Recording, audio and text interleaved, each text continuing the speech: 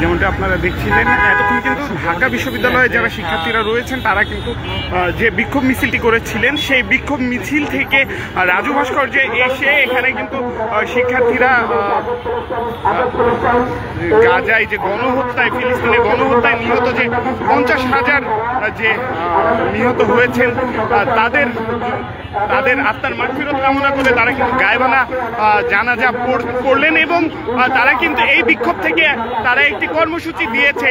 তারা আগামীকাল বিকাল 3টায় রাজু ভাস্কর্য থেকে তারা গণপদযাত্রা শুরু করবে এবং তারা কিন্তু যে আমেরিকান এম্বাসি আছে সেই এম্বাসি ঘেরাও করার সিদ্ধান্ত নিয়েছে এবং গণজমায়েত করব।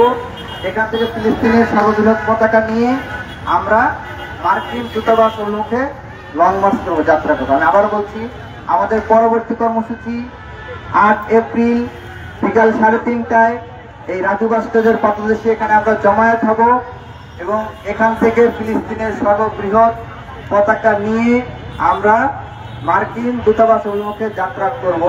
আমরা আপনাদের মাধ্যমে সারা ঢাকার সকল ছাত্র জনতা, শিক্ষার্থী, শ্রমিক বন্ধুগণকে আহ্বান জানাচ্ছি, আপনারা আগামী 8 এপ্রিল বিকাল 3:30টায় রাজু ভাস্কর্যের পদদেশে আসুন এবং স্বাধীন ফিলিস্তিনের দাবিতে সর্ববৃহৎ গণজমায়েত করে তুলুন।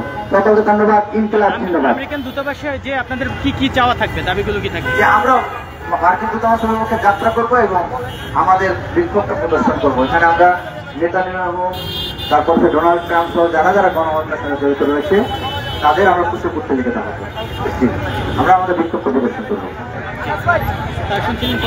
দর্শক, যেমনটা আপনারা শুনছিলেন, ঢাকা বিশ্ববিদ্যালয়ের একজন শিক্ষার্থী কিন্তু আমাদেরকে জানালেন, যেমনটা আপনারা শুনলেন, তারা কিন্তু আগামী 8 তারিখ এই রাজু ভাস্কর্য থেকে বিকাল 3:30-এ আমেরিকান এম্বাসির উদ্দেশ্যে তারা যাত্রা করবে এবং সেই আমেরিকান এম্বাসিতে গিয়ে কিন্তু তারা এই বিক্ষোভ প্রদর্শন করবে এবং তাদের সেই বিক্ষোভে ঢাকা সহ সকল শিক্ষা প্রতিষ্ঠানের শিক্ষার্থীদের কিন্তু তারা আহ্বান করছেন যুক্ত হওয়ার জন্য এবং তাদের সেই বিক্ষোভে সবচেয়ে বড় বা সবচেয়ে দীর্ঘ ফিলিস্তিনের পতাকা থাকবে এমনটি কিন্তু তারা বলছেন।